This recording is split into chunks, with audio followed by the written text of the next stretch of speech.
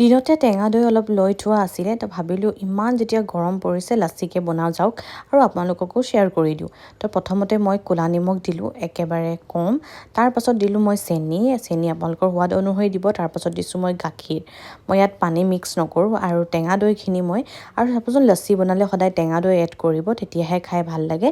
আৰু অলপমান নিমখ দিছোঁ, বগা নিমখ, আৰু এইফালে আইচ ক্ৰীম কেইটামান দি দিছোঁ।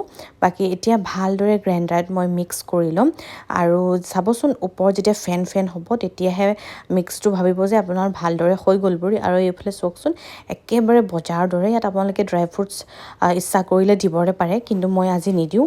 আৰু ইয়াতে মই গোটেইখিনি লৈ লৈছোঁ আৰু ওপৰত মই ক'লা নিমখ অলপ গুড়ি কৰি থৈছিলোঁ, মই সেইখিনিয়ে দি দিছোঁ। আৰু দেখা পাইছেই গ্লাছৰ ওপৰত পূৰা ফেন হৈ আছে, খাবলৈ খুব টেষ্টি হৈছিলে।